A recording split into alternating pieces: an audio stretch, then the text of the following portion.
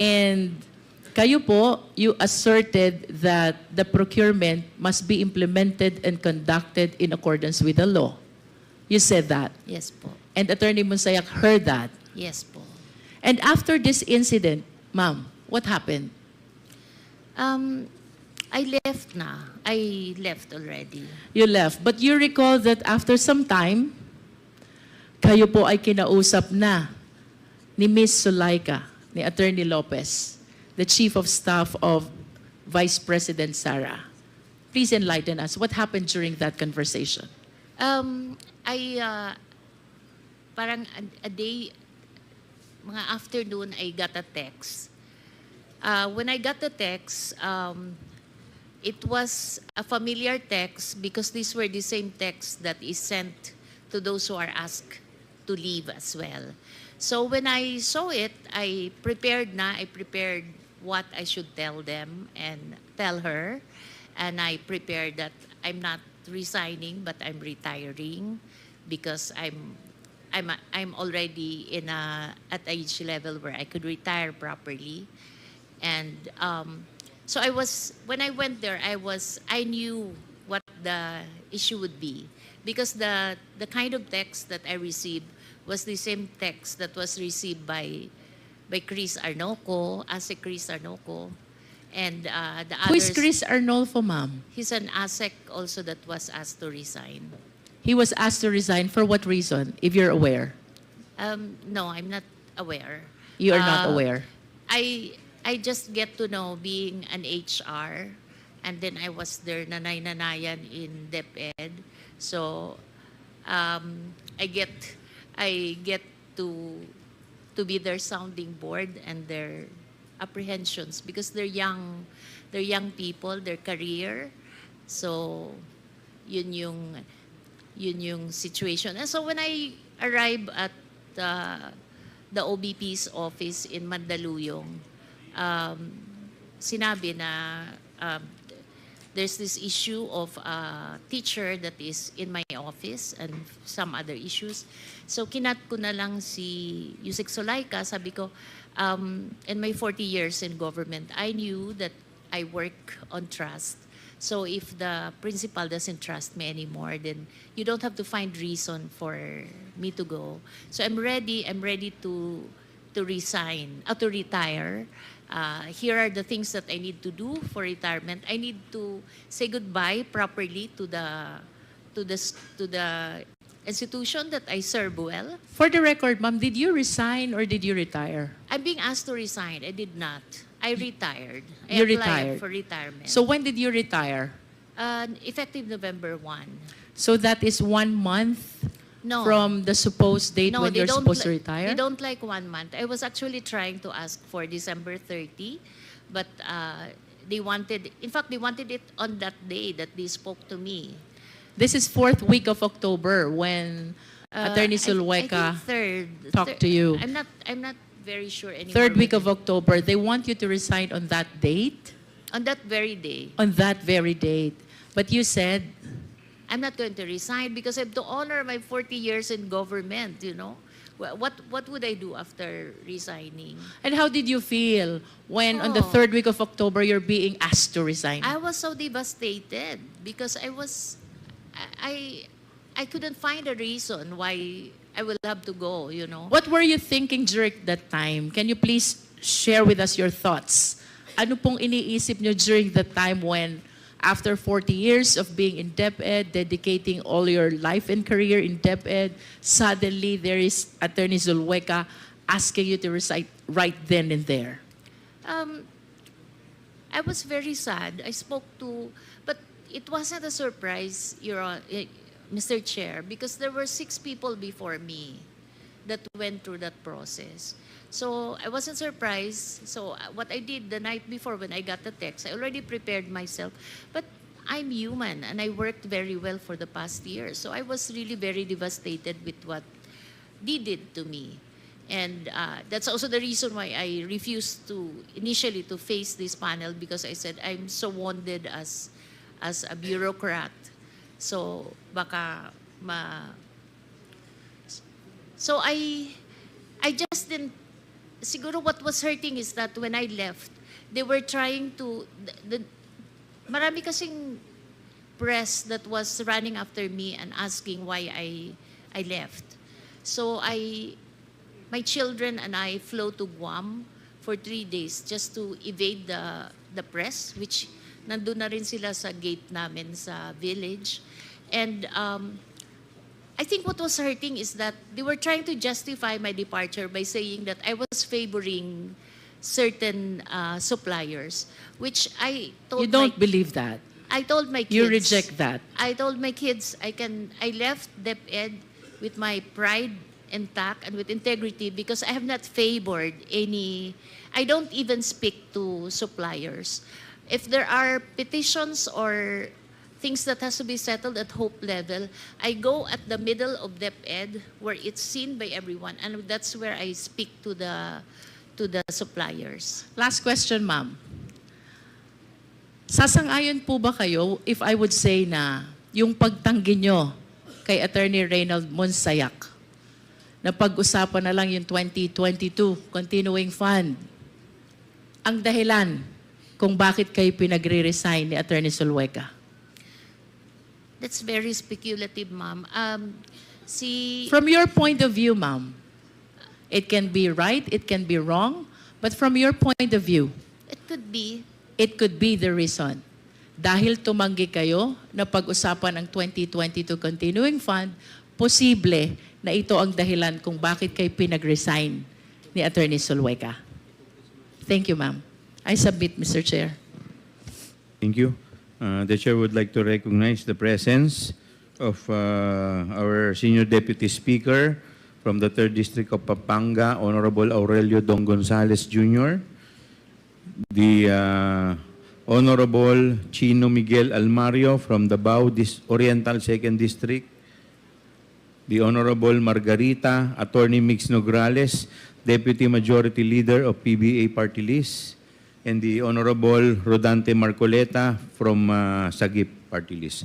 Yes, Congressman Rodriguez. Yes. Thank you, Mr. Chair. Before I proceed the interpellation of our witness, I'd just like to pick up on the point that Congresswoman Luistro just mentioned po, no, while she was on that matter of the reasoning perhaps of the request of, I'm sorry, is it Yusek or Asek Munsayak? Asek Munsayak. You mentioned po kay Attorney, upon questioning ni Congresswoman Luistro, that it is speculative to say that perhaps the reason that you were asked to step down was because of the request which you rebuffed po, no?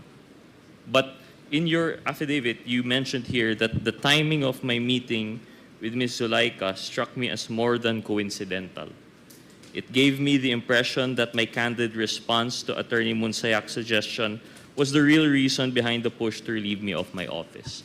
Of course, Mr. Chair, we understand the predicament that the good USEC is in. It was very difficult to be forthright in times like this with the allegations as heavy as this. But you have to be honest with us, po, Madam USEC, Mr. Chair. At the time, you did feel that there was a relation between the request for you to resign and your refusal to work on the procurement as asked by Attorney Monsayak? No, not at the time. But because it was happening so fast, Mr. Chair. So parang it happened so fast. Events happen one at a time. There was so many things to close. I have so much things to move out from, so I didn't have the time. But on a hindsight, when it's almost a year from now, many months already, you kind of find that reason na siguro yun yung events. Simply because I was getting information from my colleagues that they're saying that I was moved by the Vice President out because I was favoring some suppliers, and it hurt me so much because I have not spoken to any supplier. In fact, there was a supplier which I learned later was was sister of our family lawyer, and a family doctor, and I did not make a decision on that specific case. I raised it to the office of the Vice President to make the decision, just to make sure that there's no doubt on your decision for certain suppliers. So I made a confidential memorandum to the President, to the Vice President, saying that there are allegations of bribe in this specific case, so I'm raising it to you to validate the issues. So, siya yung gumawa ng decision. So at that point, you would say that you feel then the reason that you were asked to step down was because of the allegations of favoring. No. So, No, not at the time. I think they used it only when I left na. When I left na. Because they have to justify why I have to leave, you know. Parang masyadong, the reason that was given was a little shallow. okay. So you believe that the reasoning that you're favoring suppliers is shallow and belated. It was something that they were grasping at a latter time. So right now, if we ask you, what did you feel is the reason for Attorney Monsayak to ask you, for Ms. Zolaika to ask you to step down? I think it's, I would believe that it's really the work on the procurement side. So, tama po yung sinabi ni Kong Jinky. She was hinting at that. You just had difficulty saying it. Yeah, But on a hindsight, yes. In hindsight. And you stand by your affidavit now when you say that it seemed as more than coincidental po, no? That the conversation of your resignation came right after your rebuffing of the, I wouldn't say advances, but the suggestion that you do not intervene with your duties in procurement. Yes. Okay. I just wanted to take up from that point, no, from Congressman Luistro. But so I'll start now over from your affidavit as a whole. Of course, these are very heavy accusations. This is a very heavy narration, and of course, Chairman Dan Fernandez has already given some insight as to your background. So it really gives us some credibility, an idea of who you are and why you would come out to say this. So with that, we'd just like to verify, of course. I know some of these questions were already asked prior, but we'd like to really test the narration. So, Madam Yusek, Mr. Chairman, you mentioned that at least 2 or 3 times po, you signed the checks. And this was for the amounts of 37,500,000. And you're sure that this is sourced from the confidential fund. How do we know po that this is... No, I'm not. I signed checks. The checks. Because when you sign checks, there's a document, there's a paper naman that says where what fund it is. And you mentioned that you are one of the co-signees. But only for checks. We have checks. no idea how the confidential fund is Of course. used. Yes. Or, I'm limiting my questions purely to the checks. It's Yes, that which you have yes. personal knowledge. So you mentioned here that you signed checks related to the confidential fund. And there were documents to prove that this is in relation to the confidential Yes. fund. Who else were your co-signers po in the check? Yusek Ann. Yusek Ann is here. She is present. Maybe ask si Ms. Chair, we are free to ask other resource persons po naman, no? Because it's as in an inquiry in aid of legislation. Yes, Okay. please continue. Maybe ask Yusek Sevilla. You were mentioned in this affidavit. Do you confirm that you signed these checks together with Yusek Mercado? Mr. Chair, Yusek Sevilla. Sevilla, you are recognized. Thank you, Mr. Chair. Yes, Your Honor. As part of my work as the Undersecretary for Finance, I do the ministerial task of processing and releasing payments. And for a check to be released, there should be 2 signatories. And in the designation of authorities to sign checks, all undersecretaries are authorized to do the signing of the checks. And there's a limit also, Your Honor. For example, until 10 million, that's the director level. Up 10 million and up, it's now the undersecretary. So in the case of the confidential fund, when it was processed and released, there are 2 signatories, and I confirm that one is mine and the other is Yusek Gloria Mercado. Thank you, Mr. Chair. So we have confirmation of that narration, that part of the affidavit na co-signee po, the co-signer, si Yusek Sevilla. Yusek Sevilla, can you confirm to us how many checks po kaya ito? Just to help refresh the memory of Yusek Marcolet. There were 3. Yusek Mercado. Your Honor, Mr. Chair, there were 3 checks that were issued per quarter.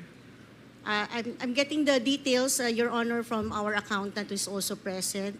They're the one preparing the checks, but I don't have the exact details. But I remember that the release is done per quarter. And 150 million that was appropriated for 2023 divided by 4 quarters is 37.5 million. So there were 37.5 million per quarter that were issued as checks. Okay, so we now have confirmation that tama naman po yung narration ni Yusek Mercado, 2 to 3 checks. Now we have confirmation it's 3. So the total amount that she is attesting to have been signed off for is 112,500,000. Would that be a fair statement, Yusek Sevilla? Mr. Chair, I confirm that the total of 37.5 million checks is 112.5 million. Thank you. Yusek Mercado, you mentioned po in your affidavit in paragraph number 4 that you received a total of 9 envelopes. Of course, now we understand that you had apprehensions and that you had some difficulty accepting it, and we'll come back to that na lang po, no? But you mentioned here that a certain ASEC, the HEA at the time, si Miss Fajarda, is she here today? No, it's not here. So si ASEC Fajarda, is she still in the office of the OVP, DepEd? Would you know? She's with the OVP right now. Okay. And you mentioned that she would give you the envelopes. Would you recall if the envelope had the marking HOPE po, no?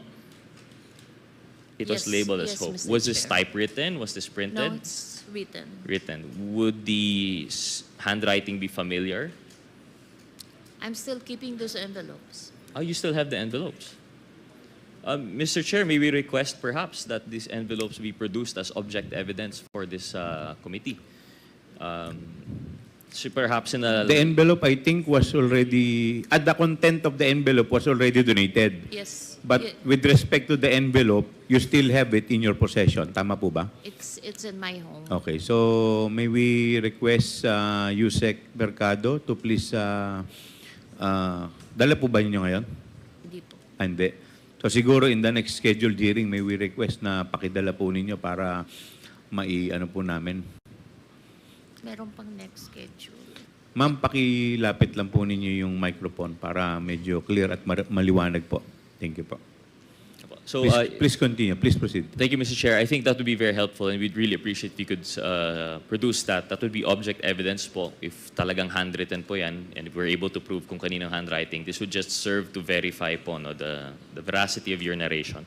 So, meron pong envelopes that were labeled HOPE. They were not labeled Miss Mercado. They were not labeled Ma'am Gloria po ba? Is that how you go? What is the name that you go by po for people familiar with you? Glo. Glo. So it didn't say Dearest Glo, it didn't say Yusek Just Mercado, Hope. just Hope. Just Hope. Okay, I'll come back to that po at a later time. Going back po to the lunch of, you had the lunch, according to paragraph 6 po, no? You substantiated that your lunch was in Discovery Premier po ba? Or- I don't recall anymore whether it's Linden or Discovery, but just within those hotels. And you had that lunch with 2 other colleagues and then si Three. attorney, Three. 3 colleagues. Yeah, one of my directors, Attorney Resty, Ucias, and 2 consultants 2 consultants. And then si Attorney Monsayak joined you joined at us. a later time. Mr. Chair, may we ask si Attorney Monsayak? Good afternoon po, sir. Sir, ano po yung position nyo at the time? You were USEC? Good afternoon, sir, Your Honor. Attorney Monsayak, you are recognized, Mr. Chair. Thank you, Mr. Chair, Your Honors. During that time, I was new at DepEd as Assistant Secretary for Procurement. You were an ASEC for procurement. Okay. Yes, Your Honor. And at the time, would you confirm that you were at a training? Do you recall the narration of this lunch that that Yusek Mercado has laid out today? Yes, Your Honor. The very good thing about this is I kept all our conversations and it would debunk the timeline being narrated by Yusek Glo Mercado here, especially about the reason she was supposedly removed by the appointing authority. And I remember that lunch. Your Honor, can I provide context for the narration? Hopefully, Mr. Chair, may I just clarify? My question is about the lunch po. No? Yung whether or not the reason for the removal or whatever else. Yes. We'd like to hear that, but sir, Yes. perhaps at a later Yes, sir. time after interpellation by other members. Yes, sir. But my interpellation is purely on the lunch. If you could qualify the context po. Na lang. I remember the lunch. It was a training conducted at Linden Suites regarding procurement. It was the time that, because when the first bidding, 2022 bidding was conducted, the bid opening, I was not yet an employee of DepEd. So it was conducted, I think, August. I joined DepEd at October 1. But when I was there, I saw that all the bidders... Excuse me, can I... pwede po ba puputulin ko po muna? Yes, Your Honor. Attorney, nag-take ka na po ba ng oath? Opo, nag-take po oath kanina kasama ng mga iba pang resource Okay. persons. Attorney Powa, nag-take na rin po ba kayo ng oath? Yes, Mr. Chair. Kanina po. Okay, so please continue. So naalala ko po yan, nung pumasok po ako, nakita ko po yung sa original bidding ng 2022, halos lahat ng bidders nadidisqualify na. At yung 2022 funds, maglalaps na yan end of 2023. So nakita ko ho yan na nagpo-post qualification pa sila. Nandun ho si Yusek Glomer, kasama ho si Resty Osias. Hindi ko ho kilala yung dalawa, no? So, una ho, wala akong dahilan o interes o inclinasyon na magbigay ng isang illegal na order sa isang publikong lugar na may mga tao na hindi ko man lang kilala.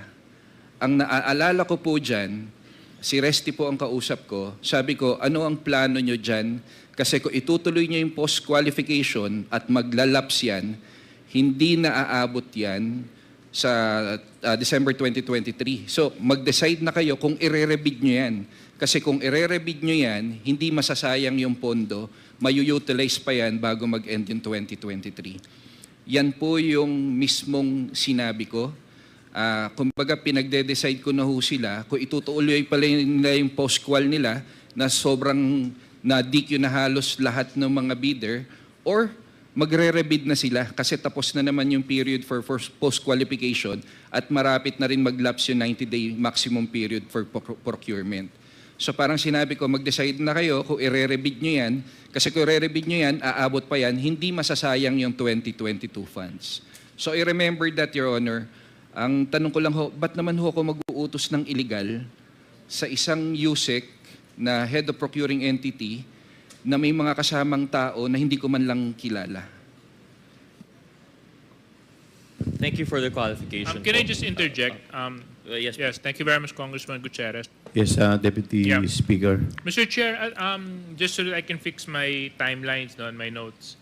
At that time po, Attorney Munsayak, ano pong posisyon ang hawak ninyo? Assistant Secretary for Procurement po ako. So ASEC na po kayo at that time? ASEC lang po ako. Kailan po kayo na-appoint na ASEC? Nag-assume po ako October 1, Mr. Chair, Your Honor. October 1, 2023. October 1, 2023 po. 2023. So, head kayo ng procurement? Ay, hindi po. May boss po ako na USEC for Procurement po. Okay. So, but when you assume your position as ASEC, you're appointed as ASEC, no? Correct? Opo, Mr. You were Chair. ASEC for what? Procurement po. So for procurement. Okay. Thank you very much. I just wanted to clarify that. No, thank you. So my apologies to Congressman Gutierrez. Please continue, Congressman Gutierrez. Thank you, Mr. Chair. Thank you, DS Suarez. So, Yusek, just to take over from there. Also, to get in line Mr. with that, Chair, sorry. I yield to my colleague. Congressman Mr. Pammy Chair, may you Zamora. just clarify kung kailan eksakto yung lunch nangyari? Sir? Hindi ko na ho maaalala. Kanino po kasi- ninyo ina-address yung tanong nyo? Ay, kay Attorney Monsayak po, Attorney Mr. Chair. Monsayak, please respond. Your Honor, Mr. Chair, hindi ko na ho maalala yung actual lunch. Pero ang maganda po kasi dito, na-save ko ho yung mga conversation namin Alright, ni so what Yusek month Lo. wa- sorry, with the indulgence of Congressman Rog, I'll just take like 5 seconds. What month was this, Attorney Monsayak, Mr. Chair? Please continue, Attorney Monsayak. Your Honor, I have to check on my records. Pero alam ko ho, bago pa lang ho ako sa DepEd niyan, siguro baka October lang din po yan. Anong year Saan po? ko Anong year? 2020 po, Your Honor. 2020, okay. Kanina si Ma'am Gloria, Ma'am, kailan niyo po sinabi, when did the lunch occur? Yusek I Mercado. wasn't also very specific because I could not recall the exact date. But it should be October.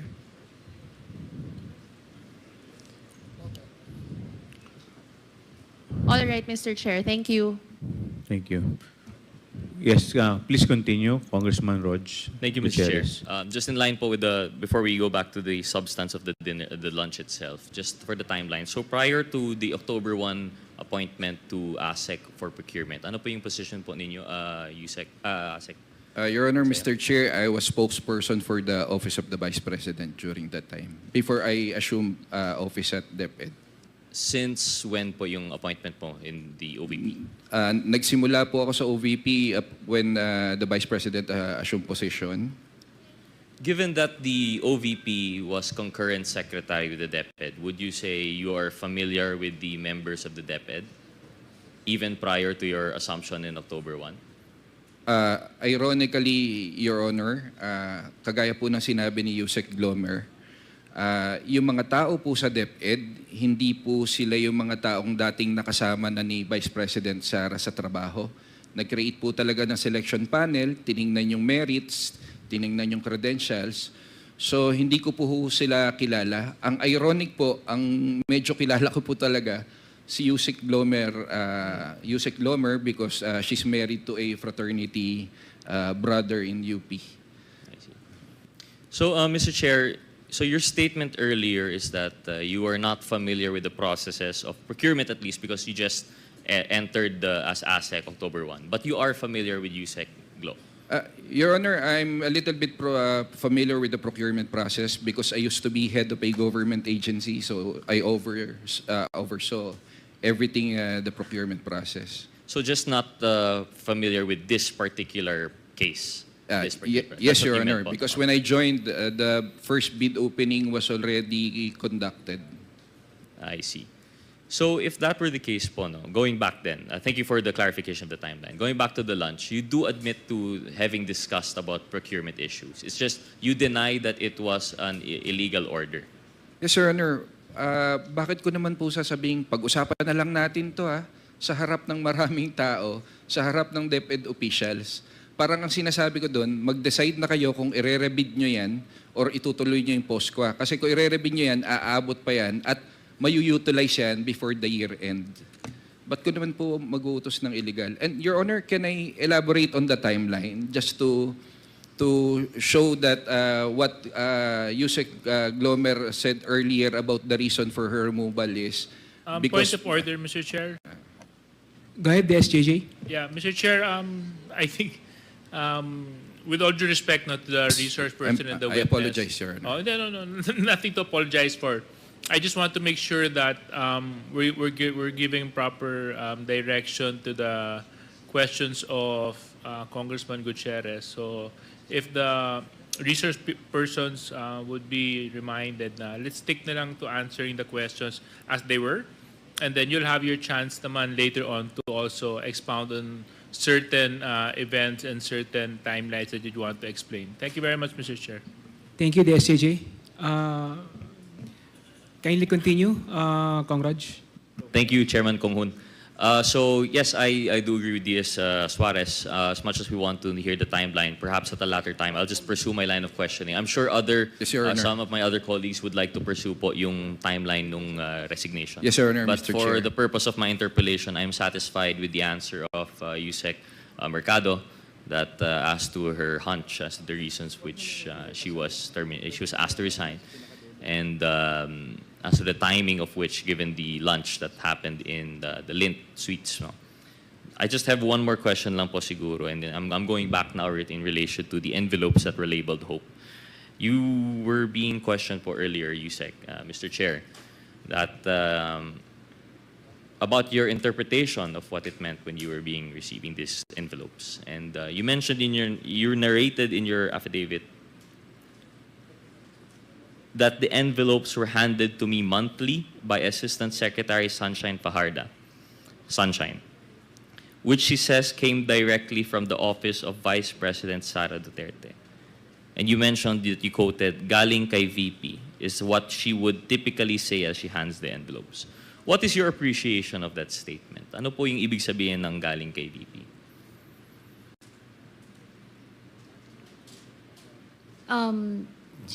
Mr. Chair, as I mentioned earlier, it's for me it's kasi meron naman siyang ang appreciation ko, the BP naman has other resources to share. So ganun lang kasimplistic yung tingin ko at first. It was only when I move out already that I give it a hard thought. Of course, I mean, this is just testing to your personal knowledge. We have no idea, we have no clue kung talagang galing kay VP po yun. All that happens is that it is accompanied by that statement by ASEC Sunshine. Because, siguro kaya mo nalilink doon kasi si ASEC Sunshine yung nagbibigay.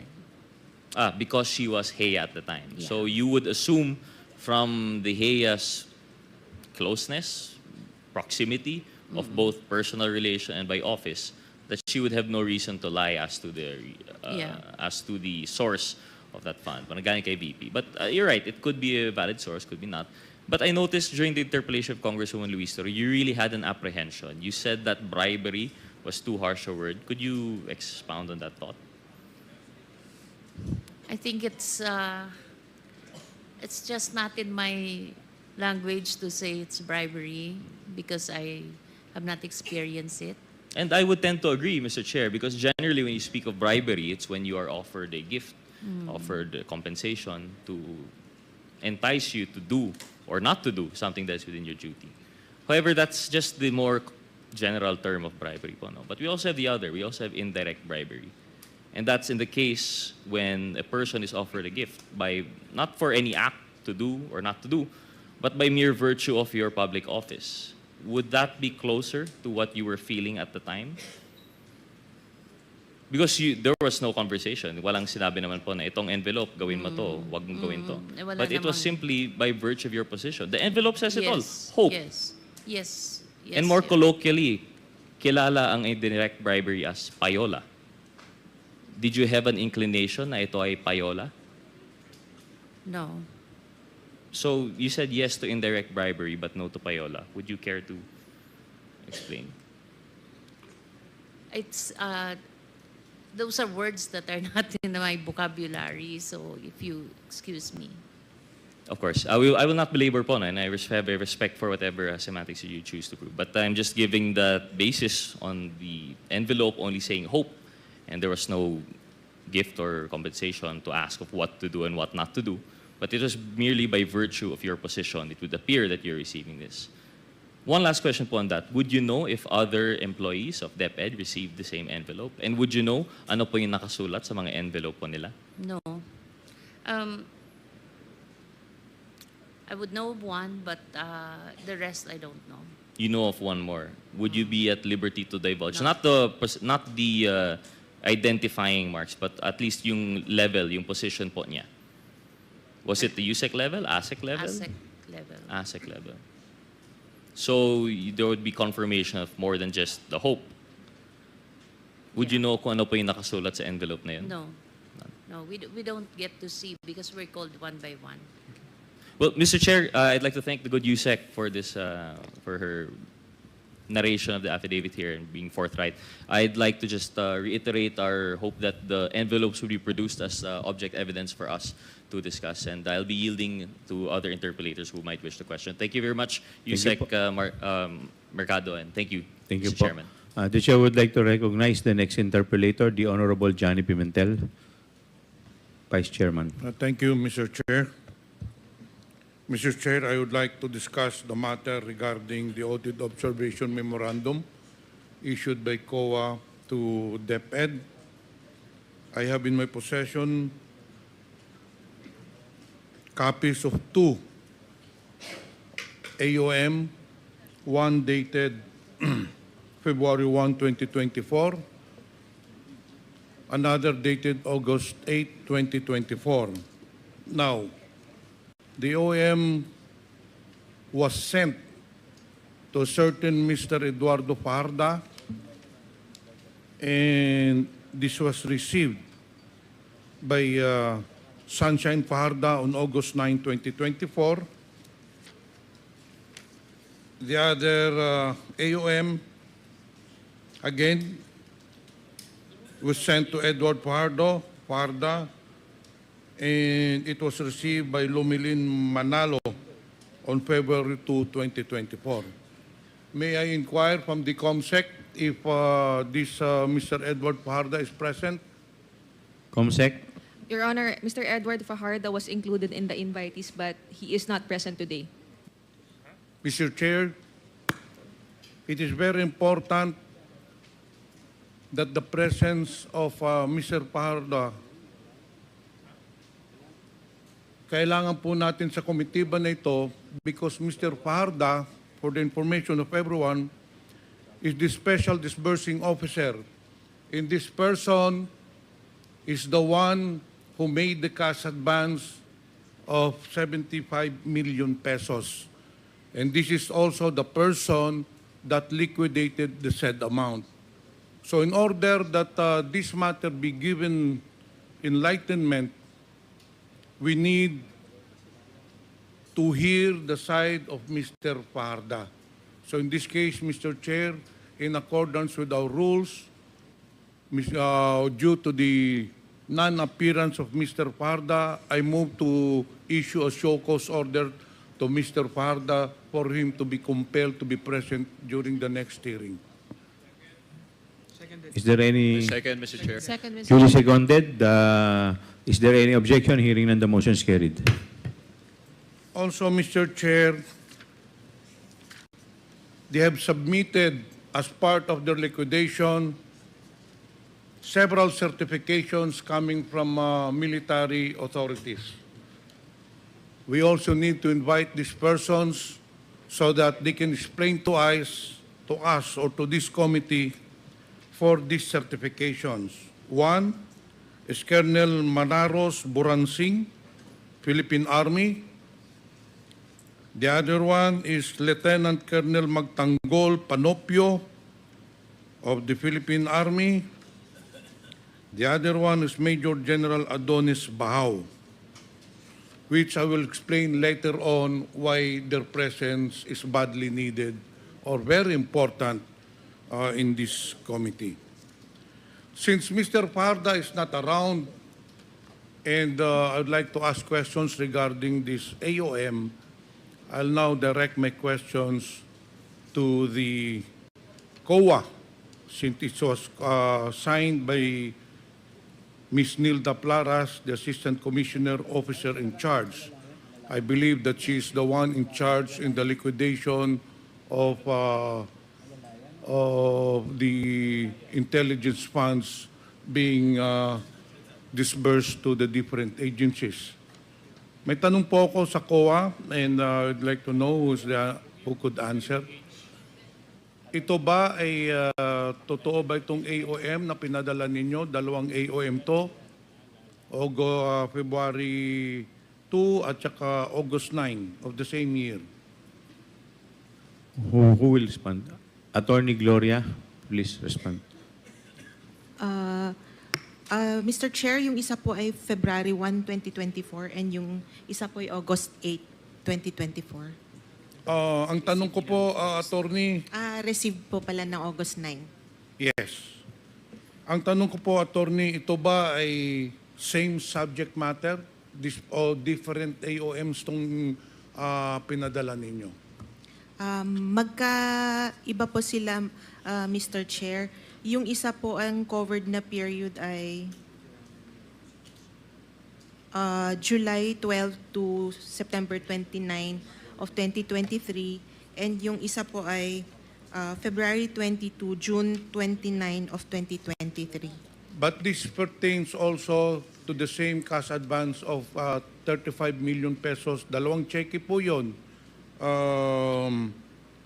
isang 37.5 million, and then isang check na naman 37.5 million. Ito yung sa first AOM, hindi ba? Tama po, Mr. Chair. Okay, itong sa pangalawang AOM, ano ba ito? 37.5 million din, Mr. Chair.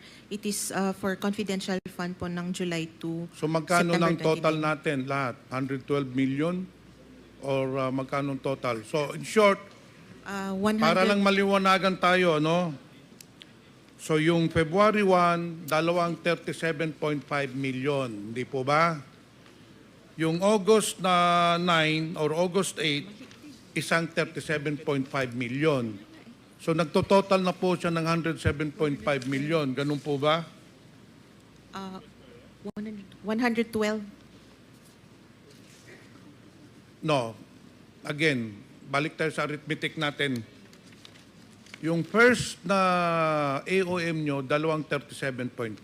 Ang tanong ko, kasi walang nakalagay dito, sa pangalawang AOM, magkano ang kinas advance dito noong August? Sa pangalawang AM, Mr. Chair, 37.5 million po. So, 70 million plus 37.5 million, if my computation is right, totals 107.5 million, hindi po ba? Tama po, Mr. Chair. Pero sa inyong report, ang total na nakas-advance is 112.5 million pesos. So may kulang na 5 million pesos yung... So ibig bang sabihin yung 5 million pesos na balance, walang AOM yun?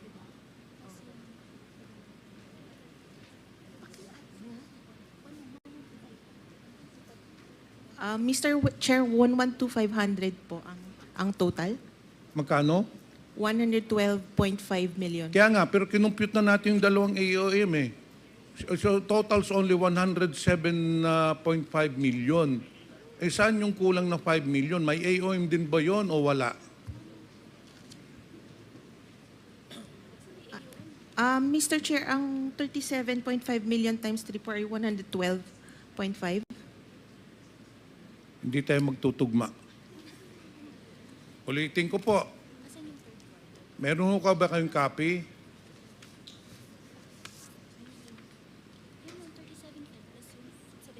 You know, attorney, this is a committee hearing. I think next time you should come here prepared. You should do your homework. No offense meant, pero para maliwanagan po tayo. Dalawa ho ang AOM ninyo. Ulitin ko po.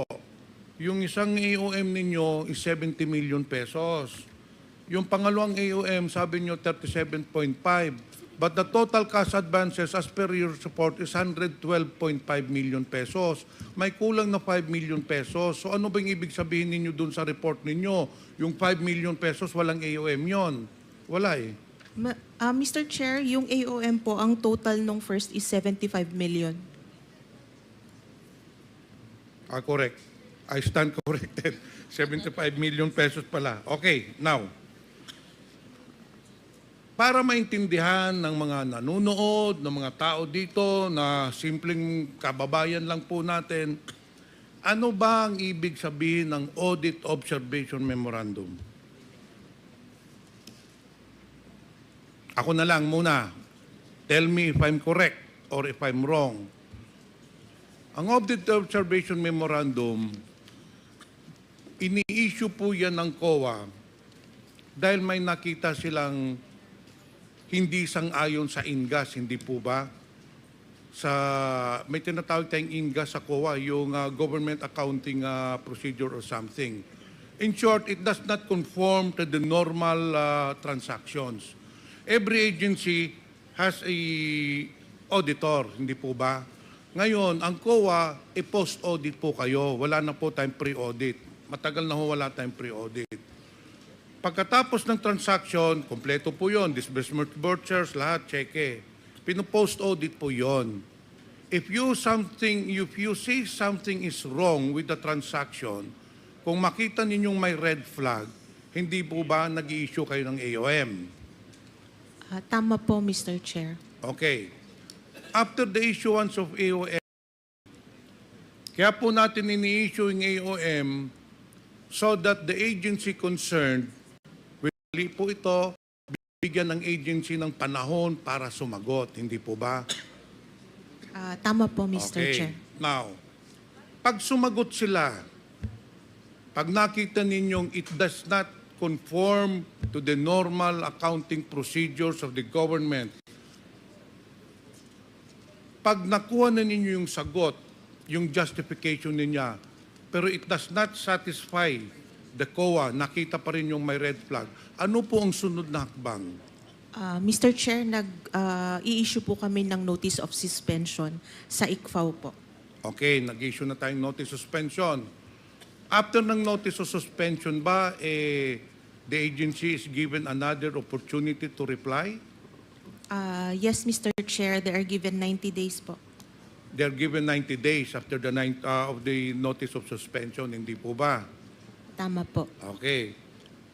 Now, after 90 days, after they have submitted their justification, again, if you're still not satisfied, if you think the transaction is still illegal, nag-i-issue na po kayo ng notice of disallowance, hindi po ba? Tama po, Mr. Chair. Ano ang prescription ng notice of disallowance? Hindi po ba hanggang 6 months lang yon? 6 months po yung time from receipt, yung time for nila them to appeal. to ask for a reconsideration, hindi po ba? To appeal pa lang To po. appeal, okay. But both the same, to appeal or to reconsider. If their appeal is denied, umaangat na po yun sa ombudsman, hindi ba? For their perusal, hindi pa ba? Mr. Chair, sa Supreme Court na po. Anyway, hindi pa man lang tayo mamabot doon. Dito tayo sa Audit Observation Memorandum. Unahin po natin yung 75 million pesos. This covered the period, yung unang 37.5 million covered the period from February 20 to March 30 and April 30 to June 29. Now, this was addressed to Mr. Fajardo with regards to the liquidations of cash advances of Mr. Fajardo. I want to put it on record that the two checks amounting to 75 million pesos were cash advanced or made na advance po ni Mr. Fajardo. Now, sa AOM po, ang nakalagay po dito, we noted the following deficiencies. The propriety and validity of the transaction could not be ascertained as the submitted LRs not fully supported with complete and proper documentation under Joint Circular Number 201501. Ang tanong ko po, dito sa unang OAOM, since you have already manifested in your AOM na may nakita na kayong deficiency, one is there is no document supporting the liquidation. Ang tanong ko po, nakasubmit na po ba sila ng supporting documents? Nakasubmit po sila, Mr. Chair. Are you satisfied with their, or you're still in the process of auditing the documents, or do you have already findings with regards to the documents that have been submitted? Meron na po ba tayong findings? Nag-submit na po and evaluate na po namin yung compliance nila, Mr. Chair. So sa pagka-ngayon, wala pa po tayong findings. Ine-evaluate pa po, hindi po ba? Mr. Chair, nakapag-issue na po kami ng credit notice. Naka-issue na kayo ng credit notice. Yes, Mr. Chair. With regard to the 75 million pesos, Yes, Mr. Chair. na-comply ba nila ito, isa, item 4.12, requires that the disbursements from the confidential fund shall be supported, among others, in a sealed envelope. Okay na yan.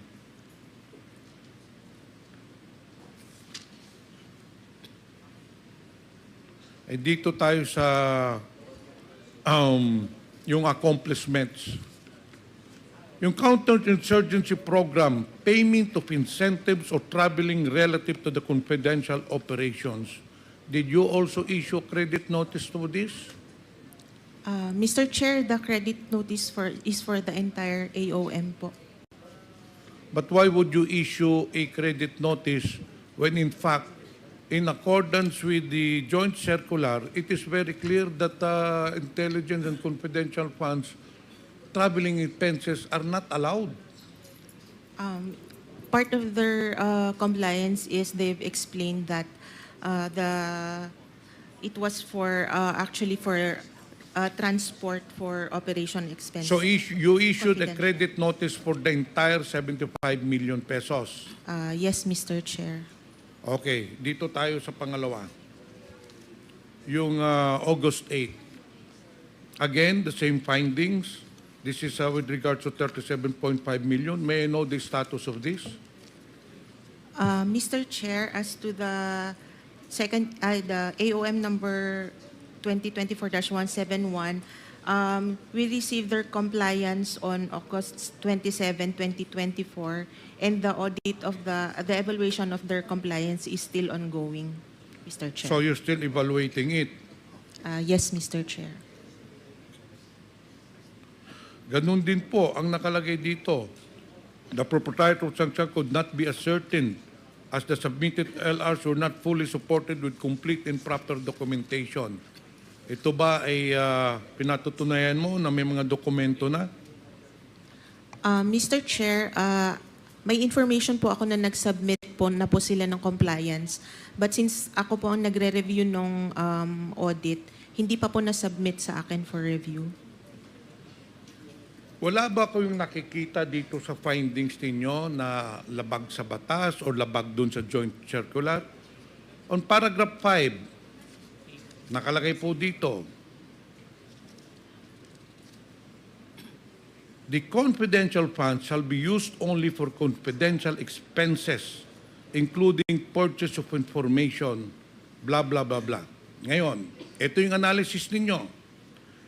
Analysis of the submitted accomplishment report revealed that the amount of 2,540,000 pesos was used for the purchase of information relative to car loan scams whose victims are mostly personnel of the Department of Education. Ito ang tanong ko. Sa tingin ba ninyo, sakop pa ba ng intelligence fund, confidential funds, ang pag-purchase ng information para sa car loan scams? Mr. Chair, that is why it is in the audit observation memorandum po kasi wala po siya sa mandate ng DepEd and so wala din po siya sa allowed na confidential expenses. Yes. Dito rin sa ano ninyo, ito dapat talagang pagtuunan ninyo ng pansin. Kasi kayo mismo nag-issue ng AOM, dito sa paragraph 5, based on your AOM, sinabi na ninyo, these expenses do not fall under item 4.81 of the joint circular, nor are intended to support the mandate operations of the Department of Education as defined under item 3.9 of the joint circular. Thus, Mr. Chair, very clear, the same should not be charged against the confidential fund of the agency. So very clear po, kayo na po nagsabi na hindi pwedeng i-charge itong pag-purchase ng information with regards to the car loan scams. Ano ba ang koneksyon ng purchase information supposedly for intelligence gathering, para sinasabi ninyo na para sa hindi madala yung mga bata, mga estudyante, hindi ma-influence ng mga NPA. Wala namang NPA dito sa car loan scams. So, this will be noted and hopefully, you'll really be diligent in your issuance of. Because as for me, I am not an auditor, at trabaho ninyo yan, pero nakikita ko na ito, this should fall under the notice of suspension. Very clear ho yan, attorney.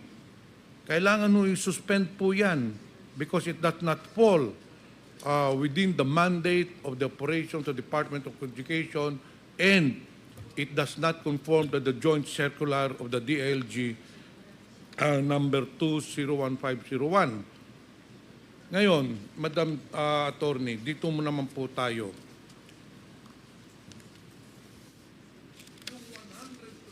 Yung 112.5 million pesos, upon my verification, upon the appreciation of the documents that has been submitted to this committee, I found out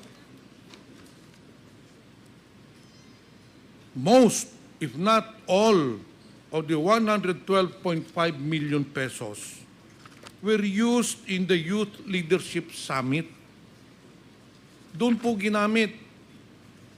Ano ba itong Youth Leadership Summit? And that is why we need the presence of Mr. Parda.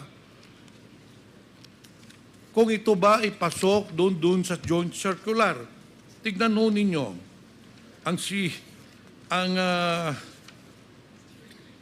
sinabit lang liquidation nila is certification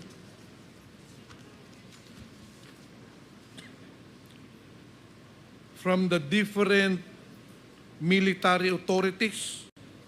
Kaya we need to know whether this is documented, kung totoo ba talaga na ito ay nag-conduct sila ng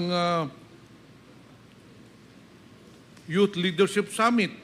Ito, babasahin ko po yung isang certification.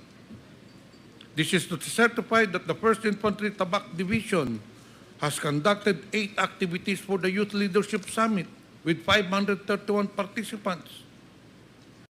Do we have documentation? Do we have evidences that indeed they conducted this Youth Leadership Summit, or sa papel lamang ito? Because we have no way to verify whether ginawa po nila ito. Patapusin lang ho ninyo ako. Meron naman po dito. Doon naman kay Lieutenant Colonel Panopio.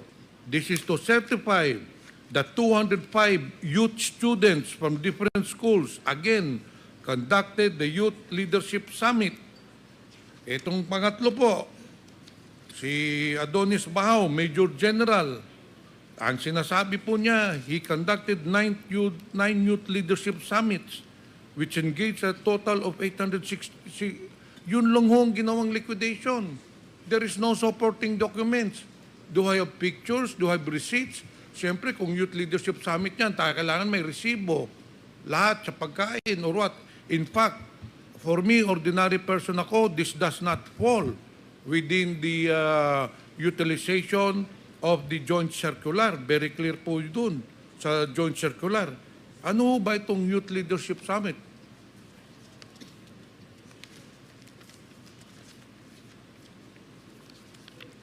Mr. Chair, ang confidential funds po kasi is undertaken to help the agencies accomplish their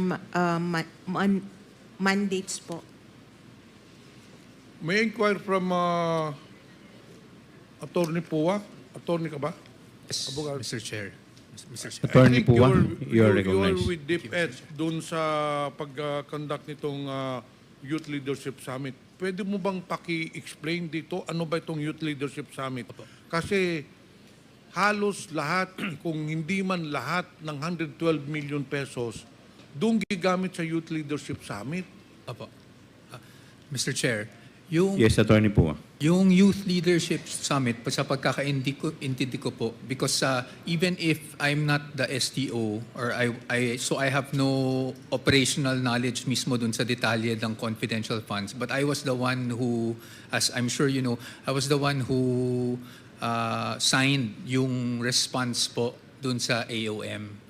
So, yung pagkakaintindi ko po doon sa certification sa ginawa nila, yung Youth Leadership Summit is not something that DepEd conducted, but actually yung mismong nag-certify po from the AFP. They conducted advocacy or awareness programs against insurgency in those certain areas. Yun lang po yung pagkakaintindi ko based on the documents. Kasi po yung response ko po ng DepEd doon sa AOM, we prepared it based on the documents that were available, depending kung ano po yung finding ng AOM. Mr. Chair, kahit na confidential fund po yan, that is still taxpayers' money. Kasi ginagawa po natin ang budget kada every year, and then lahat po yan, yung budget po natin, ang nagpopondo po na yan, ay taxpayers' money. Mr. Chair, you can just imagine, Youth Leadership Summit lang ito, and the government spent 112 million pesos. Kahit kayo naman po siguro, mga auditor kayo, kung sino mang mga tao na nandito ngayon, napakalaking halaga naman po ang 112 million pesos para sa Youth Leadership Summit. E pagpalagay mo na lang, ang Youth Leadership Summit, 3 araw, 4 na araw, ay based dito sa certification, 200 participants. Magkano ba ang pagpapakain ng 200 participants? Yung isa, 800 participants. Abay, kahit na 3 buwan sila mag-hotel, hindi mauubos ang 112 million pesos. Kahit na 1,000 pakainin nila kada araw, hindi mauubos ang 112 million pesos. And that is why this committee would want where the money went, because it is very clear this is just on paper. Pero ang totoo po niyan, may pinuntahan ho yung 112 million pesos. Alam niyo ho yun. So, Mr. Chair, the key person to answer all those questions is si Mr. Edward Parda. Siya ang nag-cash advance, siya rin ang nag-liquidate. So let us ask him, paano nangyari yung, to explain to us, 112 million pesos. As far as I'm concerned, there are only 3 certification here ang nakalagay dito. Isa 863 students, ang isa 200, ang isa 900 students. Pagpapakain lang ng almost 3,000 students, uubusin ba natin ng 112.5 million pesos? So that is why, Mr. Chair, I will reserve my question, but as a layman, as I've said, we are not COA, we are not auditor, but very clear po, malaki ho ang mga katanungan na dapat sagutin ng DepEd party dito sa 112.5 million pesos. Thank you, Mr. Chair. Thank you, Congressman Johnny Pimentel. Yes, you have a manifestation. Congressman Swansing. Yes, Mr. Chair, thank you very much. Mr. Chair, my apologies. I would need to move to the plenary for the budget deliberations. But before that, Mr. Chair, I would just like to quickly go back lang po, to a query that the committee has with regard to the some data that we need from COA with regard to the Office of the Vice President. Mr. Chair, in September 10, 2024, when we had our second deliberation on the proposed budget of the OVP in the Committee on Appropriations, Mr. Tomawis here and as the team lead of the audit team was there, and we requested for specific data on the rental, the details on the rental expenses for the head office, the satellite offices, and the extension offices. As per checking with the committee secretariat, Mr. Chair, COA has yet to furnish this committee with the said information and data. So, Mr. Chair, if we may ask Mr. Tomawis and the team from COA for this information, Mr. Chair. Mr. Tomawis, would you like to respond? Mr. Chair, with regards to the question, we can furnish the copy. When? Do you have it now? We have the details. You have it now? Yes. Okay. Mr. Chair. Comsec, could you please get a copy of the documents as requested by Congresswoman Swansing? Mr. Chair, may I ask Mr. Tomawis if this has also information on the size of each of the different satellite offices in terms of square meters, Mr. Chair? Mr. Chair, yes. As to the satellite offices, as to the square meters of each rentals of rental of office spaces, there are square meters. And based finally, on the contract. and the third information, Mr. Chair, do we have information as to when the Office of the Vice President started paying the lease for each of these properties? Mr. Chair, as to the commencement of the lease, there is also the period when the lease commences. Are you satisfied? Finally, Mr. Chair, just to clarify, so just to make sure, this includes data on the head office, the 10 satellite offices, and the 2 extension offices, Mr. Chair. Actually, the data is from the previous admin 2022, and also the central office and the satellite offices. Mr. Chair, you mentioned 2022, or do you have information on 2023 as well? Year 2023. Our information, Mr. Chair, is from 2022 up to the 2024. Which month in 2024, Mr. Chair? Up to July 2024, Mr. Chair.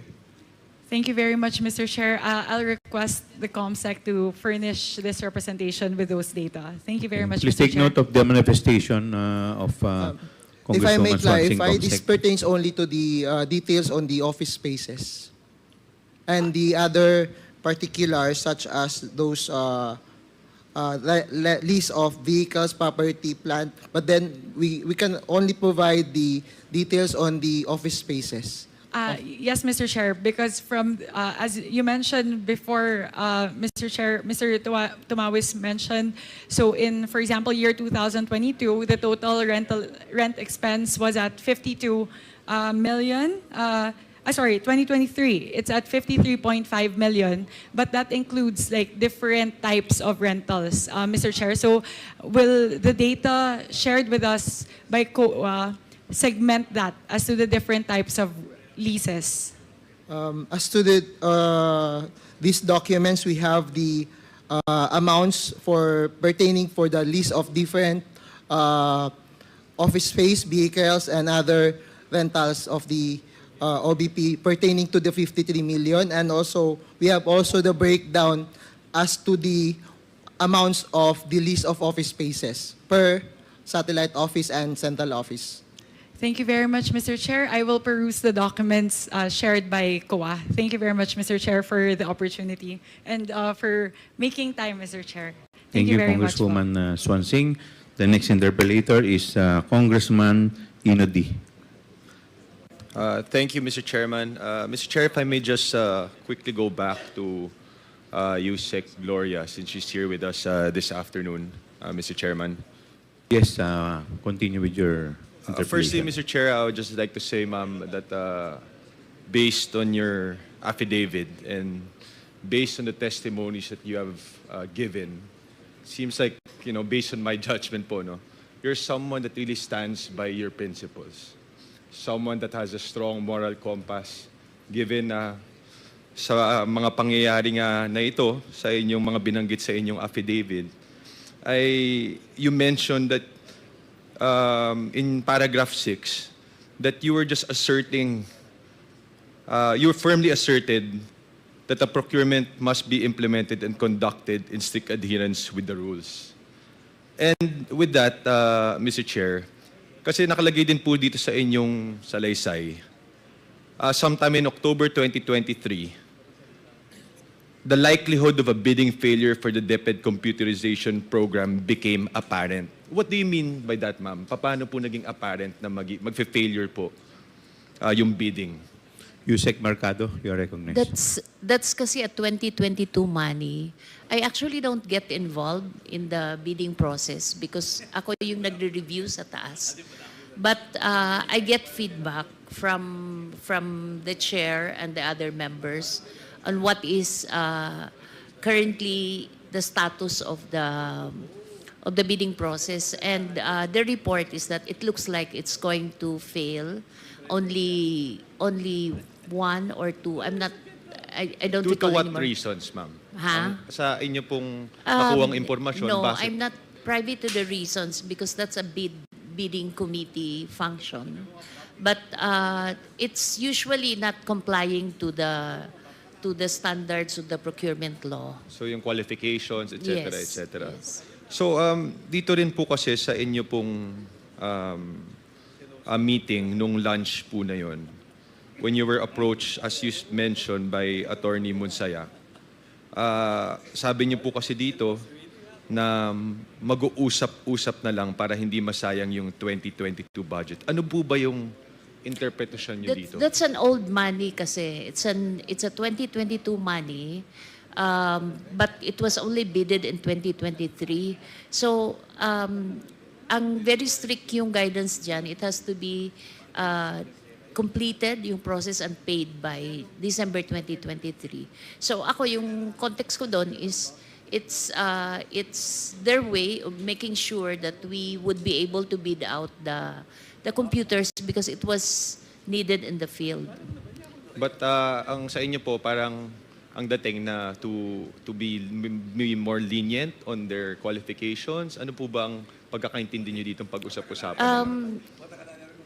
Siguro it's more of, telling everyone na, you comply with the requirements and make sure that we push through with the bidding process. But that's not how it should be. So kasi base po sa inyong impormasyon, saka sa inyo po, na talagang hindi naman dapat na matuloy ito dahil nga kailangan natin talagang panindigan na sundin yung mga... And we have an experience of some of our good friends being thrown into a difficult situation because of previous bidding process of computers. So we wanted to make sure that it's not going to happen in our time. And if I just may ask, ma'am, you mentioned that a certain director was with you, correct? Resty Ucias. He's also a member of the BAC. A member of the BAC. Is she still currently a member of the BAC? Yes, Your Honor. Ano po ang Mr. Chair. nag-usap ba po kayo pagkatapos nito? Kung ano po ang ibig sabihin? Pag-usapan niyo ba po ito nung director? Ang reaction niya is, bakit niya sinabi yon? I think that was the reaction of the three others who were there. So all of you guys agree that the statement made was something out of the ordinary na hindi naman po dapat. Okay po. And gusto ko lang pong tanungin din, Mr. Chairman, sabi niyo rin po kasi dito sa paragraph 9 naman, prior to your meeting with Ms. Lopez, six other undersecretaries and assistant secretaries of DepEd were summoned on different occasions by Ms. Zuleika and Attorney Poa and Attorney Fajarda. All for the same purpose of informing them that they should tender their resignation effective on the same day. Sino-sino po ang mga opisyal na ito? Base po sa inyong recollection. Or can you just provide this committee later on, ma'am, kung maalala niyo po? Or do you have I any? can because I'm the HR. Okay. I must admit it's a very difficult thing to hear these things kasi HR ka and you don't know anything about them leaving.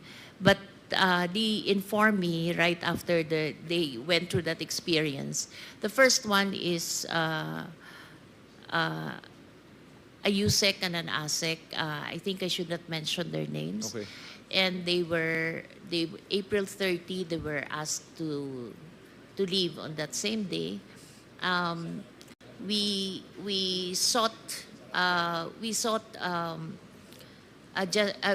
actually sought for reconsideration of one of them because he was a CESB awardee and his CESO 1, so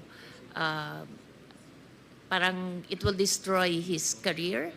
And then we also sought consideration because if they leave on April 30, they will not be entitled to the mid-year bonus.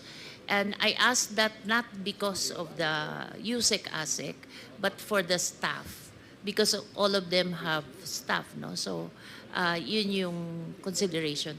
The next two, one was also asked to leave, are USEC for legal, and the other one submitted a resignation, supposedly 30 days to take effect, ASEC, to take effect 30 days after, but she was informed that it's gonna be effective that day.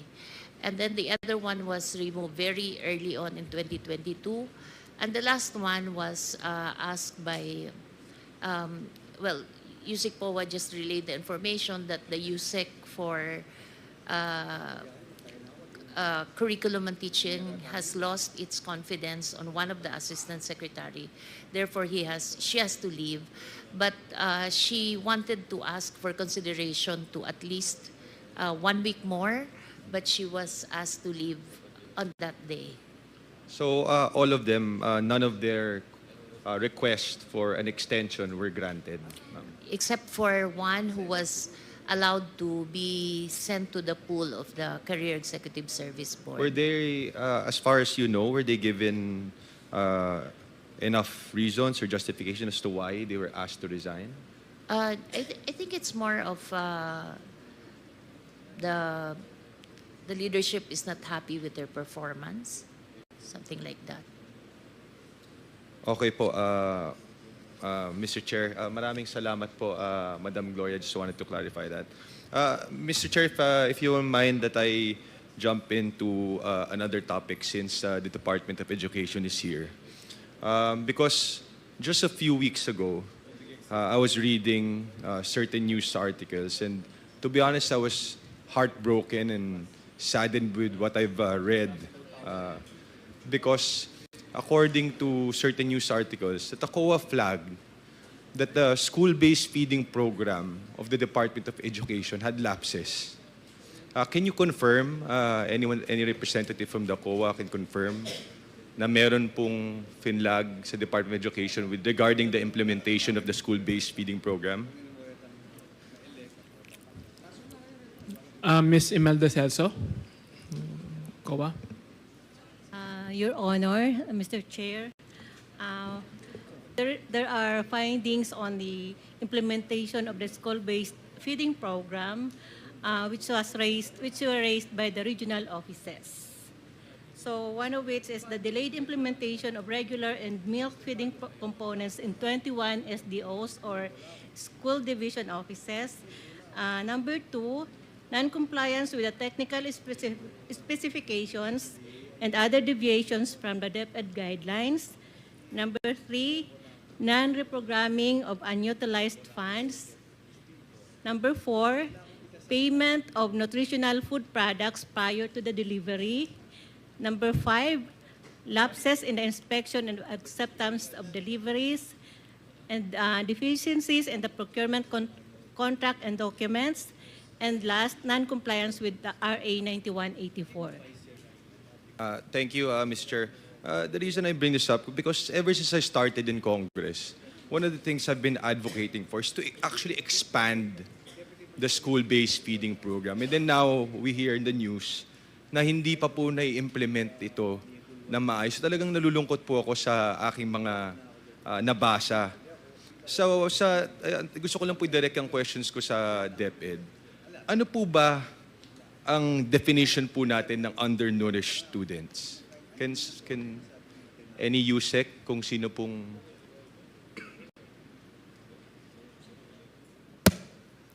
Mr. Chair. Go ahead. You are? Assistant Secretary Dexter Galban. Okay, go ahead. By definition, Mr. Chair, when we call our learners undernourished, that means they are classified under 2 components. Either they're severely wasted or wasted, and this is based on the standards provided by the World Health Organization. So mababa po ang timbang ng bata para sa kanyang edad. So, dun po sa 5.69 billion pesos that's allocated for the school-based feeding program, ilan ang target beneficiaries po nito? The target beneficiaries for the 5.6 billion was 1.6 million beneficiaries.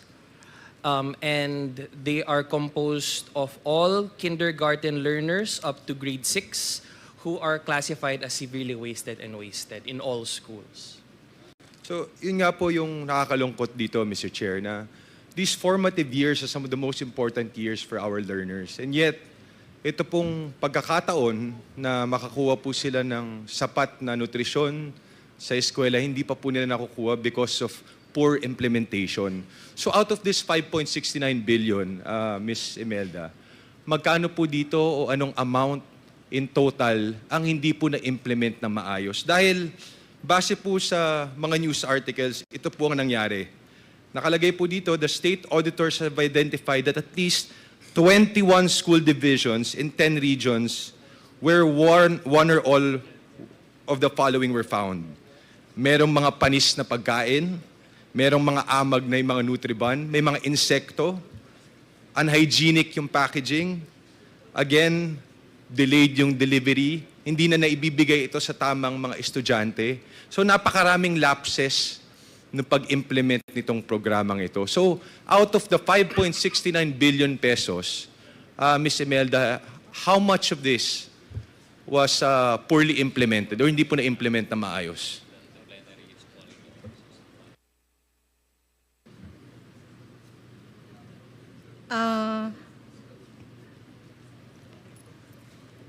Your Honor, we don't have the data as to how much, but we can give it to you later. Yes, Ma'am Imelda, can you please provide this committee with that exact data? Gusto ko lang pong tanungin din ng DepEd, ano ba po dapat yung ibinibigay natin? Base po sa ating batas, ano po yung dapat na ibinibigay sa ating mga kabataan, sa ating mga learners? Mr. Chair, our learners are provided with nutritious food products or hot meals, and this is accompanied by milk. So for our implementation for that particular school year, that would be for 120 days of food and hot meals, and for the milk, it would be for about 43 days. So, do the suppliers go through a certain type of certification, accreditation? Kasi yung mga, imagine sa probinsya ng Aurora, may mga insekto na, yung mga Nutriban na tatanggap nila, pagkain na natanggap nila. So, how does the Department of Education go through the accreditation, inspection? Ano po ba, paano nyo ini-implement itong programa na ito? At the beginning of the year, Mr. Chair, we conduct a supplier mapping to determine what modality of food delivery will be conducted, whether this would be nutritious food products or hot meals, as well as the milk. The milk component is coordinated with the National Dairy Authority and the Philippine Carabao Center. So we rely on their capability to provide us with their mapping, as DepEd is not an expert when it comes to, for example, milk mapping. And we use the findings to also guide our regional and local focal implementers as to how to proceed with procurement. I'd just like to highlight, Mr. Chair, that the school-based feeding program is decentralized. As such, there is no money that passes through the central office for procurement purposes for the food component directly released to the implementing units at the SDO level. Hence, the data or the COA results and findings are targeted to the SDO level. And we have data to reflect on the percentage of successful implementers and those that had delays or some problems. No, I understand, Mr. Chair, that this is a decentralized program. But you have to be strictly monitoring the implementation of the regional offices, the certain provincial offices. Because imagine, talaga ito po yung, the reason why these people are wasted, severely wasted, is because wala nga po silang sapat na pagkain na makakain sa kanilang mga tahanan. Yet ito po yung pagkakataon nila na nasa eskwela sila, na makakuha sila ng sapat na nutrisyon. And we all know there's a correlation between how a student can be successful, how they can learn, kung hindi po sila nakakatanggap ng sapat na pagkain o nutrisyon. Yet we've failed all those students. Kaya naman po, Mr. Chairman, talagang this is really unacceptable. So we want to know, ano ba po yung mga hakbang na ginawa ninyo to address these implementation issues? Mr. Chair, on the part of the Department of Education, we are proceeding with early procurement activities to ensure that there are minimal, if absolutely no delays. And at the same time, we have begun pushing for stricter penalties for those that are able to deliver faulty food, because these are primarily based on the suppliers. So if they're deemed to have been consistently providing poor products, then they should be blacklisted. And at the same time, we are setting up a public grievance platform so that it'd be easier for us to identify kung meron na pong problema kaagad sa school level, so that we may follow up and intervene before it becomes a big issue at the implementing level. So with these suppliers that have failed to implement this correctly, ano ba po ito? May refund ba ang gobyerno dito? Paano ang nagiging hakbang nyo dito? Kasi imagine kung ito po nga sa Bulacan, sa itong iba't ibang probinsya na hindi na-implement na maayos, and the amounts of 20 million, 30 million, sa Camarines Sur, 98 million worth of milk products were not even delivered. So, ano po, what happened to these funds? Are they still intact? Nabayaran na ba yung mga supplier nito? Ano po? Mr. Chair, if I may provide a summary of the current status of these COA findings. So of the 217 divisions that we have in the Department of Education, 192 were able to implement the program with no delays or issues. That's about 88%. Of the 26, I believe, that have findings, 20 are based on the delay of the implementation. The remaining have issues with technical specifications and or some spoiled products. As of the moment, and based on our data, all of these implementing units have already successfully completed the program rollout. Those that were noted to have problems in terms of spoilages or moldy bread or with pests, based on our standard contract, the supplier will bear the burden of replacing these at no cost to DepEd. So there was no loss to government. And as coordinated with the local COAs, all of the responses of the local STOs have been accepted, and there was no disallowance forwarded because they were still able to complete the implementation within the acceptable timeline. So, ASIC Dex, do you have the number of schools and number of students that were affected by these lapses in implementation? Can you provide this committee? We may provide the specifics at a later time, but we do have that data set. However, I may provide actually, Mr. Chair, the amount based on the data that we currently have of the food products that were affected, particularly the spoiled and the ones with moldy bread and pests. Based on our current data set, the amount of food products that were affected totals to about 32 to 35,000 pesos. But it's the milk component that really is quite concerning at about 960,000 pesos. All of these, as mentioned earlier, have been replaced at no cost to DepEd. And we're trying to work well with PCC and NDA to eliminate these delays and concerns. Mr. Chair, if I may just request a full report of the actions taken by the department. Also, the suppliers involved with the implementation of these programs which were flagged by COA. And also, can we get a report from the previous years kung ano ba yung mga naging problema sa implementasyon? So, have we been improving? Have we been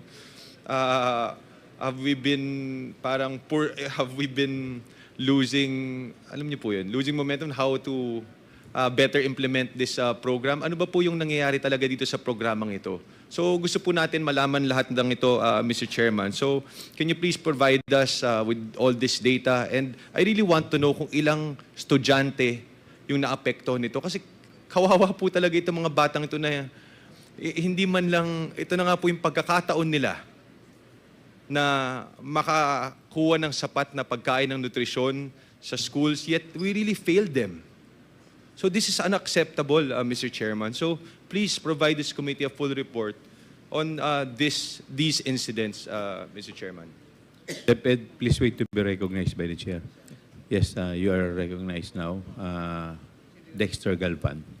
Yes, Mr. Chair, the Department of Education will provide the full report. But to provide a bit of context, Mr. Chair, for the school year 2023 to 2024, the Department of Education was able to provide about 252 million meals to our kids nationwide. And based on our current records, the ones that were affected in terms of pests, spoilages, include about 55,000 or so meals, all of which again were replaced. This represents about 0.02%. But our goal is that there would be no spoilages or delays in the future. Okay. Thank you, Mr. Chair. That's Mr. it. Chair, just a rejoinder to Congressman Ino. Yes, Deputy Speaker Jay, please continue. Advocacy ko kasi itong nutrition. In fact, when I was governor, I was one of the, if not the first governor to implement the first 1,000 days.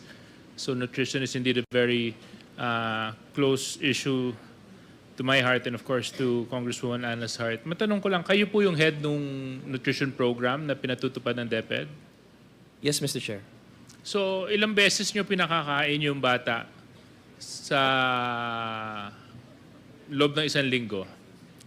For every day, sir, for the rest of the week. 5 days a week for a time frame of 120 days for school year 2023 to 2024. 120 days, for 120 days, so that's around 4 months? Tama ba yun? 4 to 5 months, Mr. Yeah, Chair. 4 to 5 months. Tapos, paano nyo na-determine kung ano ang ipapakain sa kanila?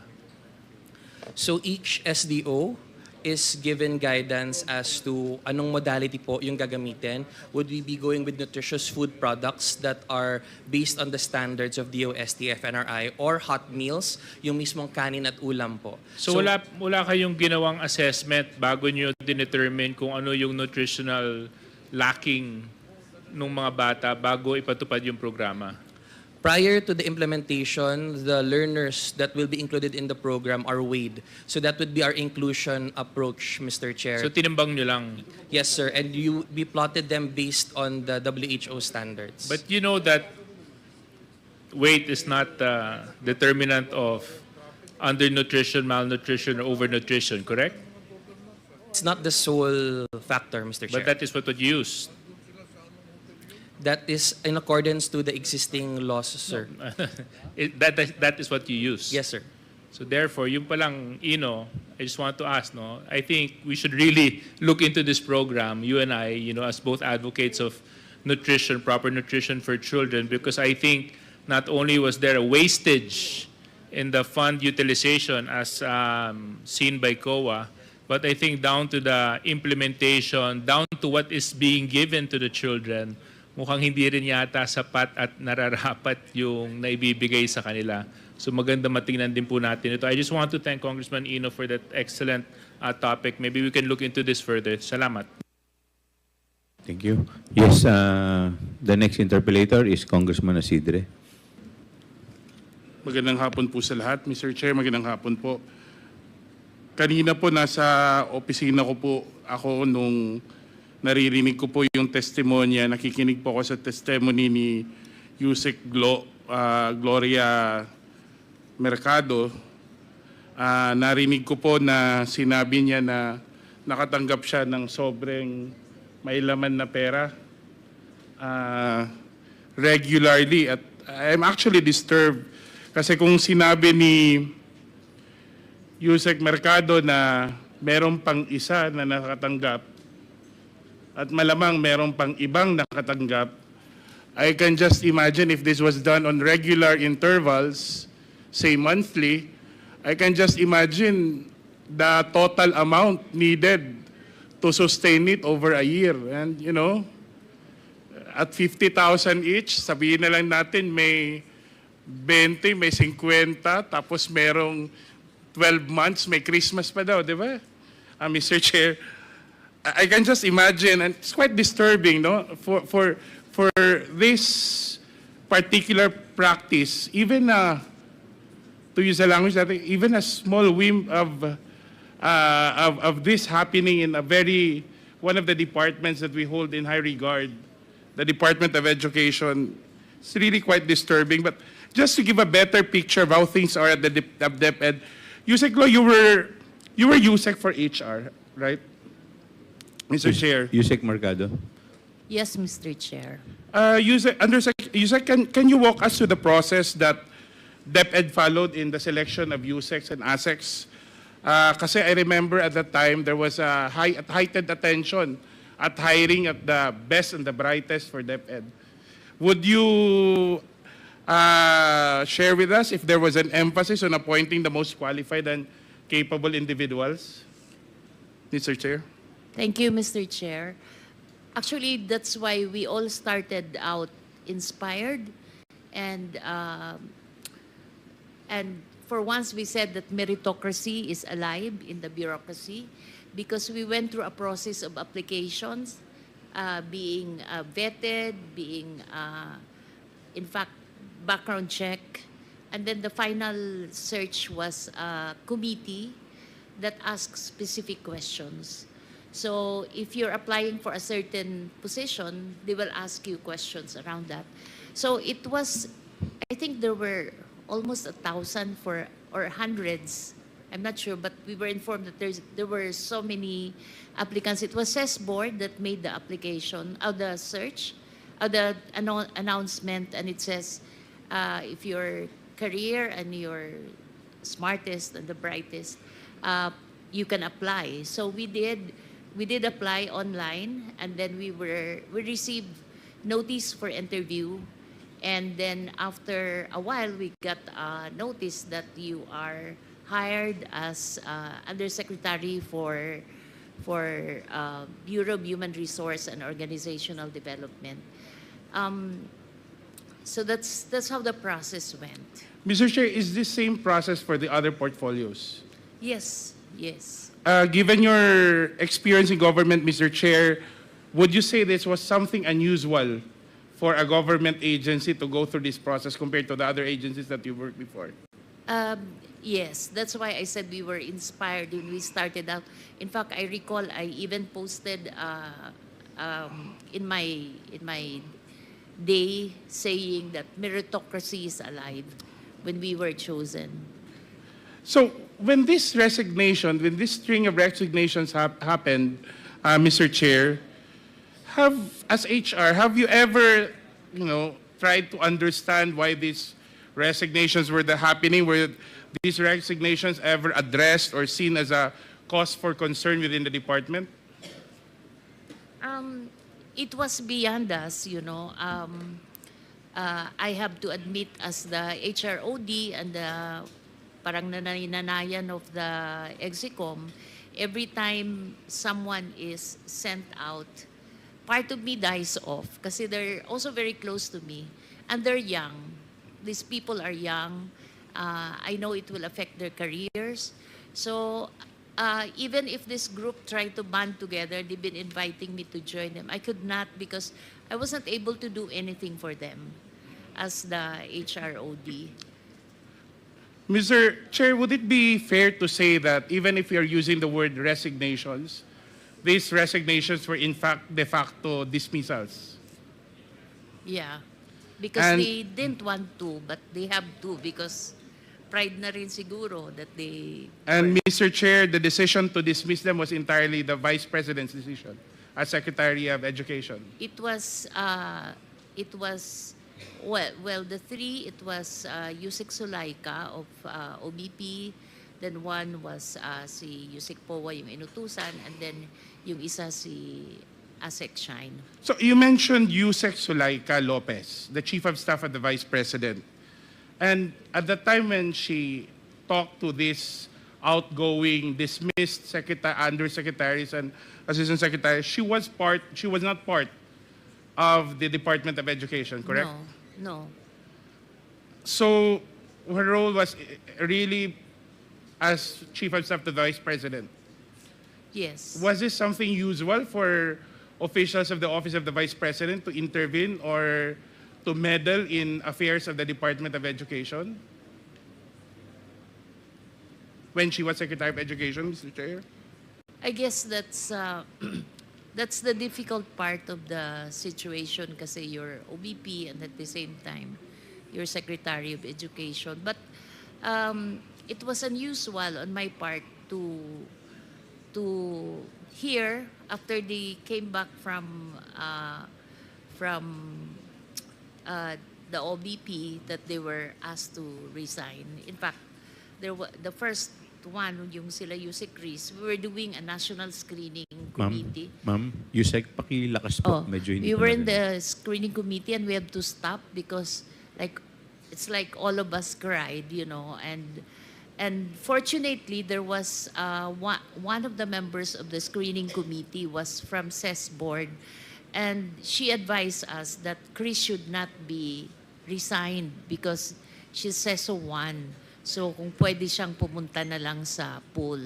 So that's why we advised Chris to get the resignation and instead request for the pool.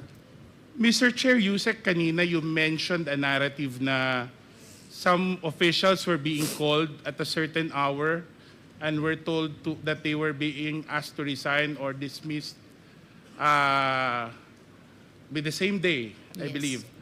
So, paano yun? May dala na silang resignation nung pinatawag sila? Or how was the process done? I guess they were asked to submit right there and then. Right there in front of Yusek Sulaika? I'm not sure if kay Sulaika or sa amin sa DepEd. But definitely wala silang dalang resignation letter when they were Wala, told because they didn't know that they will have to go. that they will have to be resigned. So wala ding opportunity, Mr. Chair, Yusek, that exit calls were done for transparency and accountability? Was there even a chance that the former DepEd Secretary, the Vice President, would meet with these officials para pa-thank you lang naman for the services rendered? No exit calls. No explanation on the part of the Vice President? Well, it was not explained to the Execom. So that was a very unhealthy precedence kasi parang after that we all ran scared that we might be the next one. Paano kung seso, Yusek, Mr. Chair? Kasi siyempre, we have certain rules to follow when it comes to career executive service officers. Was there another process? Was there a due That's process? why they have to resign because their career. Okay, thank you. Thank you for that, Mr. Chair. Kasi ako, right there and then, they will lose their income, their staff will lose all their benefits and salaries, and they were all left in the cold, left in the dark about the circumstances of their termination. Is that fair to say? Yes.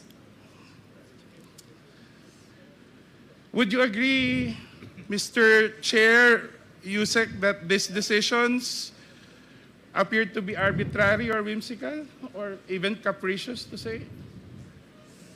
I'll choose arbitrary. Would you I believe you've been a human resource practitioner for the longest time. Would you believe that this somehow measures up to an abuse of authority or a lack of respect for government officials, especially those in the career service and for established processes in government service?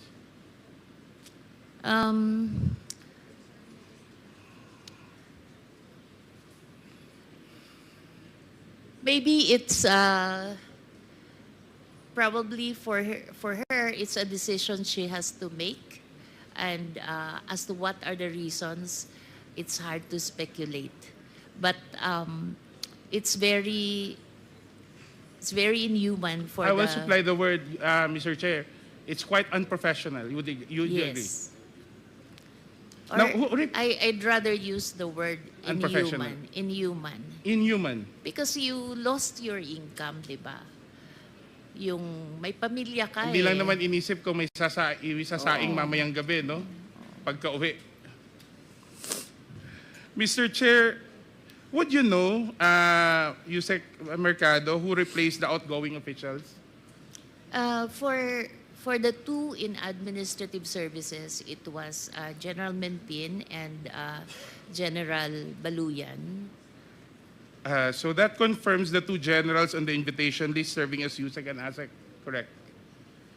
What specific designations they had again? They Madam were Chair, Mr. USEC for Chair? administrative services and ASEC for administrative services. You know, we have so much respect for our men in uniform, Mr. Chair, Yusek Mercado, but you think having a general in the Department of Education would be something congruent with the mandate of the agency? Well, it's a decision that the leadership has opted to take, so we cannot question it. Now, considering these resignations, replacement of officials, and this, as we say, arbitrary style of dealing with human resource at the Department of Education, how would you characterize the management style of the Vice President when she served as head of your agency?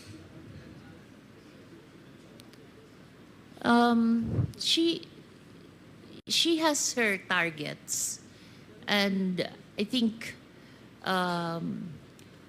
that's where the disconnect is, because my sense, no, she has her targets, but she's in a different platform because ang orientation niya is local government, while as like policy process takes a longer one, no.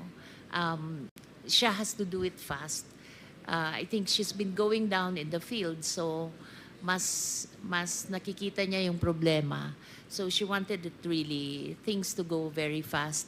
But the policy process can take a little while. And since these are also human that you have to consider, so you have to explain to her that that's how things work in the policy loop. Would it be fair to say that she could have been more humane in her dealings with the officials and employees of DepEd? I think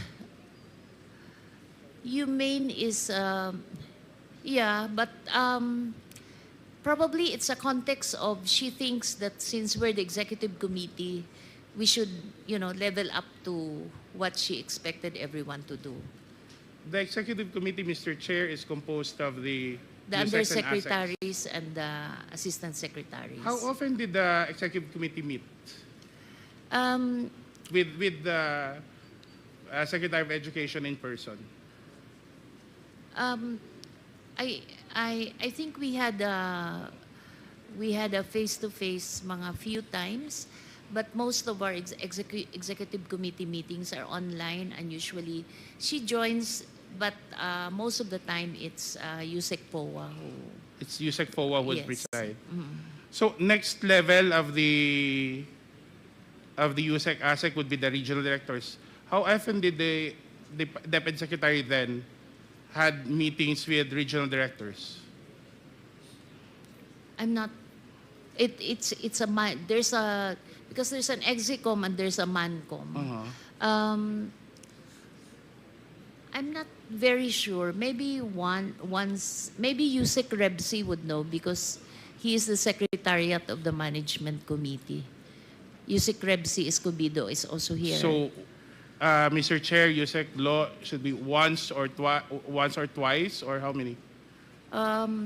Just estimation. Maybe quarterly. Quarterly. So she was DepEd Quarterly secretary for... with USEC POA. With USEC POA, but with the Secretary of Education herself. I'm not very sure with the... But when we were there, she was attending Mancom naman, which was monthly when I was there. But I'm not sure after I left. So when you were serving at DepEd, she was attending or presiding over meetings with the regional director monthly, every month. For a certain time. For a certain time. So, do you believe that kind of leadership that you had in the Department of Education affected the overall stability and the quality of leadership down the line? Yes. Do you think that the particular, you mentioned kanina, parang LGU yung perspective, no? That leadership style would be focused more on, I don't want to use the word, but that's the only way to describe it, partisan political interest rather than the welfare of the institution, the personnel, and ultimately the student that DepEd ought to serve. Do you think that's a safe, fair assumption, Mr. Chair? When I say LGU, I think it's more of a fast result than because she really goes down to the ground, to the school level. But so, that fast result appears to be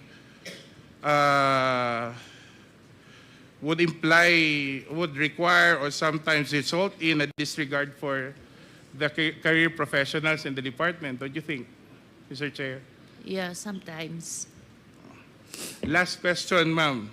At least, Mr. Chair, I would know the Vice President is watching us because she just had a press conference and she said that she's denying giving former DepEd Undersecretary Gloria Mercado 50,000 for 9 months. And the Vice President saying that Mercado was let go because she used DepEd to solicit donations from the private sector amounting to 16 million without her knowledge. And she adds that she will provide the media with paper trail to back up her claim, describing Mercado as a disgruntled former DepEd official.